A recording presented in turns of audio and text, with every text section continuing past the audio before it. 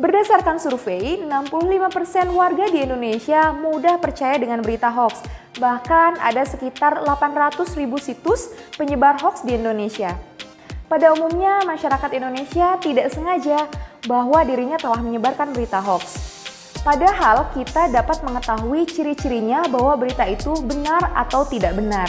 Salah satunya adalah dari judul, biasanya berita hoax menimbulkan provokatif. Kemudian banyak bahasanya yang tidak benar seperti tidak menggunakan bahasa baku dan tidak sistematis. Selain itu, sumber dari berita hoax juga tidak jelas. Oleh karena itu, penting kiranya kita mengetahui materi berikut, yaitu mengenai struktur berita dan kaidah kebahasaan teks berita agar kita terhindar dari penyebaran berita hoax. Bismillahirrahmanirrahim. Assalamualaikum warahmatullahi wabarakatuh. Halo everyone, bertemu lagi dengan Bunda di penjelasan teks berita jilid kedua. Pertemuan kemarin kita sudah mempelajari mengenai pengertian dan unsur-unsur. Kali ini kita akan mempelajari mengenai struktur-struktur teks berita. Berbicara mengenai struktur, dia itu seperti susunan. Nah, contohnya seperti rumah. Rumah harus memiliki fondasi, dinding, atap, dan genteng biar dia berdiri kokoh. Seperti tubuh kita ini, dia tersusun dari kepala, badan, kaki yang saling menopang. Tidak bisa susunannya untuk diputar-putar.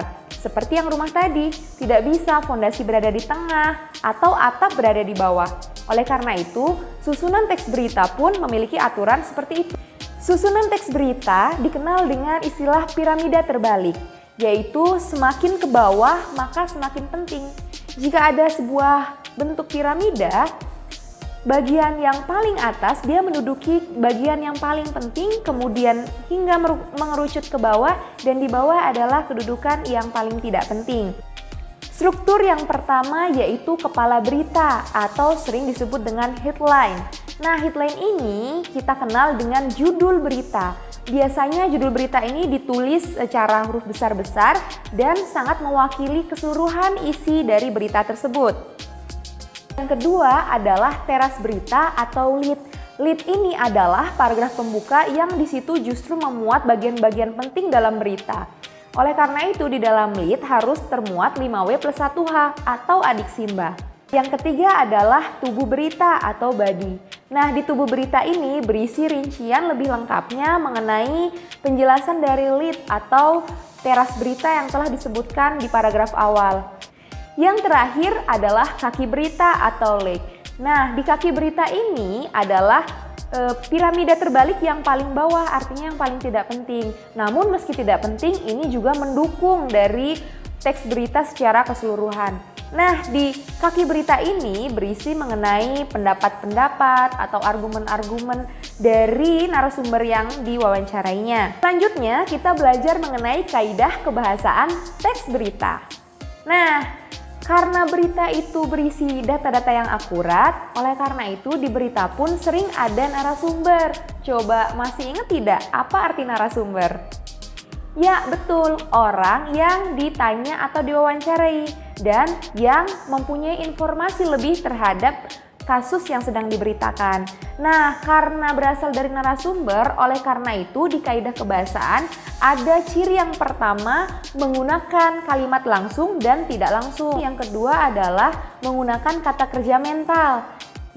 Kata kerja mental itu bukan kata kerja seperti biasanya. Kata kerja mental ini adalah kata kerja yang dia memiliki aktivitas mengindrai, berpikir, dan merasai. Contohnya, saya melihat kejadian tersebut secara langsung. Nah, melihat itu mengindrai, yaitu indera penglihatan. Sekarang Bunda tanya, kalau misalnya Bunda memakai kata saya mencuci mobil pada kejadian tersebut, apakah mencuci merupakan kata kerja mental? Ya, jawabannya bukan, karena tidak ada mengindrai, merasa, dan berpikir. Kebahasan yang ketiga adalah menggunakan konjungsi temporal. Apa itu konjungsi temporal? Konjungsi adalah kata hubung, sedangkan temporal adalah waktu. Jadi kata hubung tentang waktu. Ciri kaidah kebahasaan yang keempat adalah menggunakan kata keterangan waktu. Berbeda dengan konjungsi temporal, kalau kata keterangan waktu itu adalah keterangan waktu pada saat kejadian. Contohnya di pagi hari, siang hari, malam hari, dan lain sebagainya. Kemudian kaidah kebahasaan terakhir adalah menggunakan bahasa baku. Kalian pasti pernah belajar dengan Bunda mengenai bahasa baku dan tidak baku. Pasti kalian tidak asing dengan hal itu, bukan? Nah, bahasa baku ini digunakan di teks berita karena pembaca berita merupakan orang-orang dari berbagai kalangan dan berbagai bahasa. Oleh karena itu, untuk menjembatani dan memudahkan semua orang memahami berita, digunakanlah bahasa baku ini.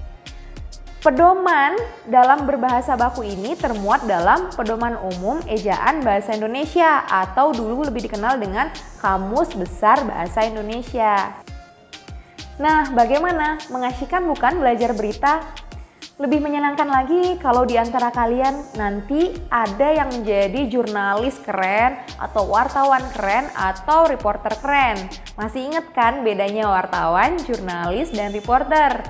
Nah, kalau kalian menjadi tiga profesi itu, Bunda harap kalian menyampaikan berita dengan sesungguh-sungguhnya, dengan rasa bertanggung jawab. Dalam menulis berita, kita harus bertanggung jawab atas apa yang kita tulis. Oleh karena itu, ada syarat berita yang harus faktual dan aktual. Tidak boleh ada karangan dalam menulis berita karena memang harus benar-benar dengan kenyataan dan harus benar-benar terjadi.